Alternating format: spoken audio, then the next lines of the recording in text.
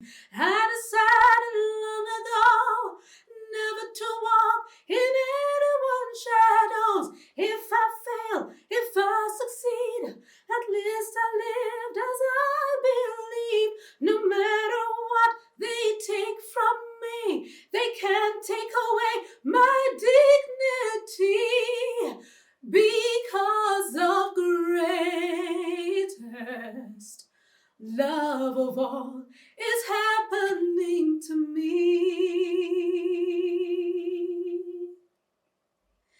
I found the greatest love of all inside of me. You cut me when I was singing. Welcome to Boomerang, another exciting episode. I am Jerry, your personal development coach, and I support personal growth by looking at how relationships affect how you relate with yourself, with others, and the world around you. So, you caught me singing. Singing is one of my favorite pastimes, and my singing has taken me to great heights in my past. But let me tell you how I discovered I could sing. So I told you in a past episode about how I went to primary school basically just to grow up. And then I ended up in high school, and when I was there, then I had all these options that could, help me to use my talents. So I started singing. I was in drama sometimes, and I could use those talents, dancing, singing, acting. All of a sudden I found a place where I belonged. But how did I find out I could sing? So my father was a DJ. And he had a collection of music. So I grew up listening to music. But of course I would sing along, but I really didn't think I could sing.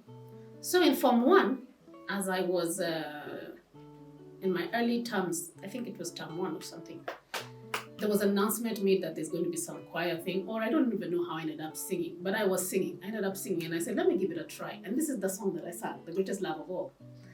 And once I was done with it, I was just singing. The crowd was like, you mean you can sing? And I'm like, I can sing. So I joined the choir. And I went through training, and I was taught how to sing classic music. So I did Handel's Messiah, could do those kind of things. I probably could also sing some little bit of opera. Anyway, so I learned how to sing. And I found myself in national competitions, and I won quite a number of awards for my singing. But my singing wasn't, I didn't see it as something that could really be a full-time occupation. I just enjoyed it, and I had an opportunity to do what I liked doing. So after I finished high school, I went to church, and I got involved with these things for ex-candidates, and I was singing, and I was doing this. And then there was an audition for a play called Boomerang Africa. This was way back in 1996. And they were looking for vocalists. So I auditioned, and naturally, I passed the audition. But I was meant to be just part of the chorus. Then the lady who was auditioned and selected to be the lead vocalist, for some reason, was not available. So the choir director said, the music director said, we need to find a replacement. And I became the automatic replacement because, yes, my vocals were just as strong as the other lady. And so we sang this song, and I was the lead vocalist. And every time we sang in the theater, this song was called Pambazuka Africa. I'd be Pambazuka Africa, Pambazuka. And my voice would just vibrate in the entire theater. And by the time people were done, like, ooh, who was that? She could sing. So one of the ladies who was in the cast came up to me one day and said, you know what, Jerry, you can sing. I'm like, yeah, I can. And she said, here's an application for World Vision. They're looking for a World Vision Youth Ambassador. First, what was all that about? She said, well, they're looking for somebody who can sing, act, and there's some program that they're going to be doing. So why don't you apply? Because I've given all these other guys an opportunity to apply, and everybody's like, the paperwork is too much, I can't do this. And this was in analog days. So we didn't really have computers back then. Everything was done in long form, longhand. You had to write out everything. You write out your essays, you write out the application. Nothing was digital at that point in time. So I wrote 2 essays. The program was supposed to look for youth who would be trained and would go out singing as ambassadors to promote peace around the world. So I qualified. So when my turn came to go in for the interview at World Vision, I walked in, and I found a panel of interviewers, and there was a camera that had been set, so they were recording the interview. I didn't know at that point in time that there was another group of people who were going to judge the interviews before they could select who was going to be the representative for World Vision from Kenya. So when I walked in there, they said, so we see that you can sing. And I said, yeah. So when I sang, oh, we see you can dance. You can dance. I'm like, I can really dance, you know. In fact, I was in drama, and I can show you how to do the cha-cha-cha. And I went down, and came up, and then said, you can act. I'm like, yes. So I did some small skit, and I let it go. So the VHS tape, we used to do tapes. Maybe the youth of nowadays do not know what VHS tapes are. So the VHS tapeworm. The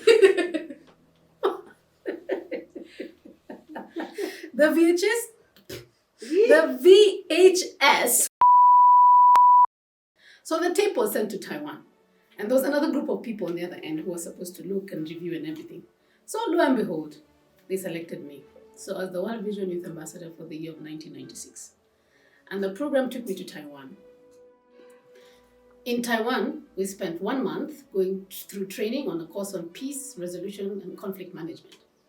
After that, and of course, we also learned a repertoire of music, which we're going to sing as we did our tour around the world.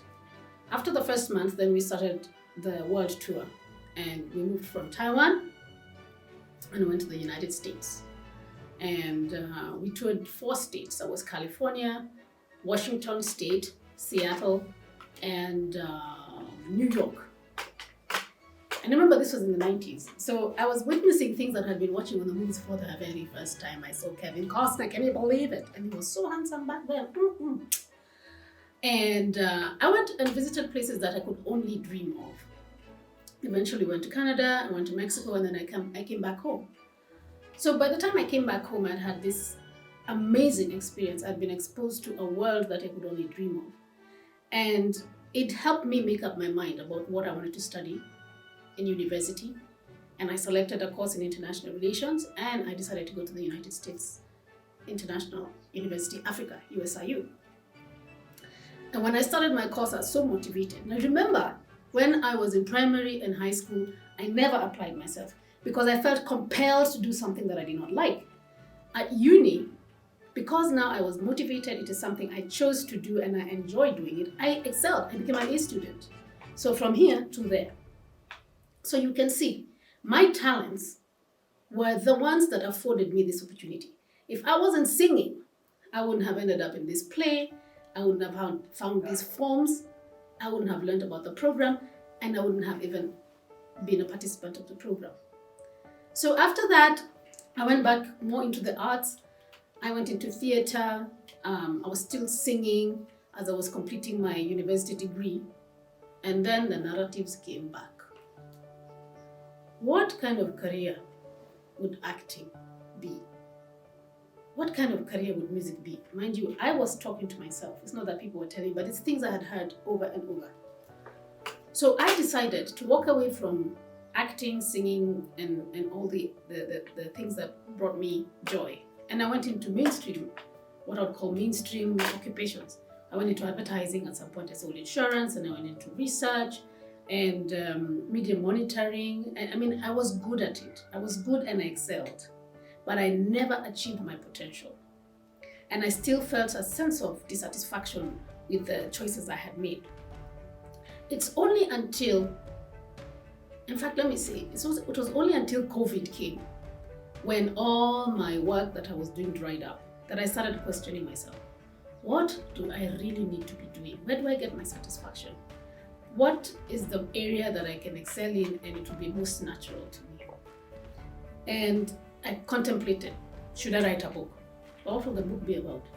Still art, and I'm very good at writing as well, but I didn't feel the motivation to write the book because I did not know what it was going to be about.